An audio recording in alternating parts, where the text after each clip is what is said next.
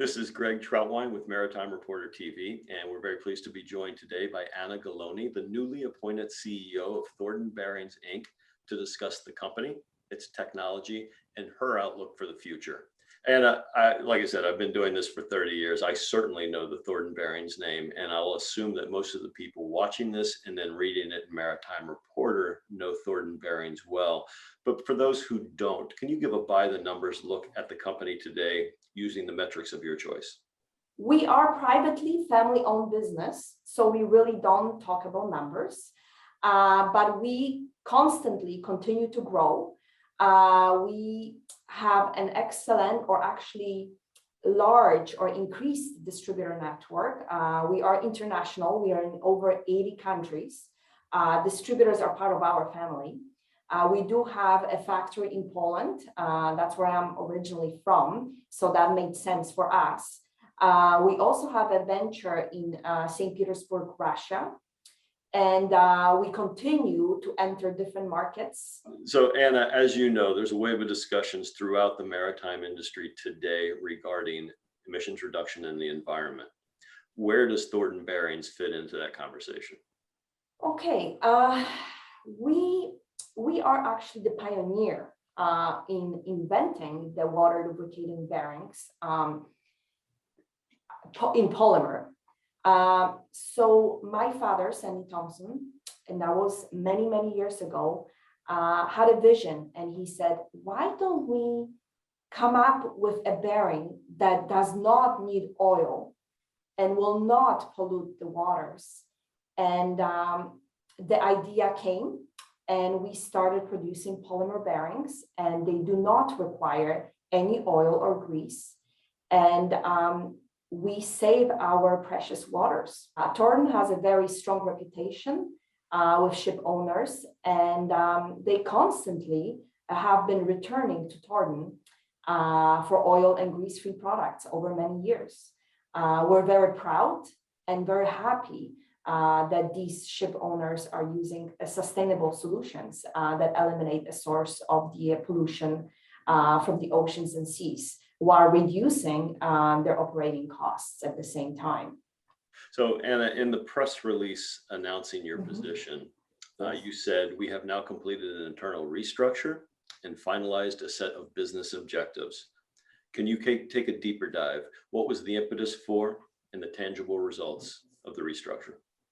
So with the restructuring, my vision is to obviously grow the company, enter new markets like aviation, forestry, mining, and grow our existing market. But to do that, we have to make sure that we have the right people to do it.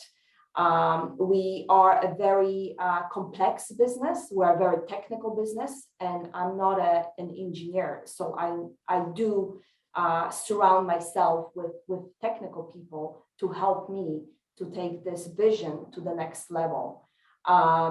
So it's really having people here in our company that share the same vision, that are all for clean waters and clean environment. And we are constantly, like I said before, we constantly grow our distribution network with the same vision and share the same vision with us. So the plan to grow is by making sure that we hire internationally salespeople and grow our distribution network and so on. As far as business objectives, what are your priorities for the coming 12 to 24 months? So I've been in this business for many years now. It's been 15. And as I said, you learn as you go. I learn every day. I never stop learning.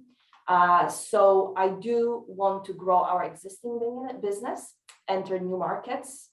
My job every day is to make sure that we have an amazing team in place to get us to that level where we want to be. My personal objective to me, and for the next year, 2, 3 years, always treat people well, share my vision. And our family vision we've had for many years now, but we have updated this year.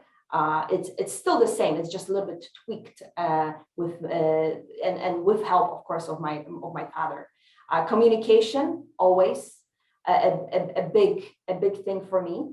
And we are an innovative company, and we do grow through innovation.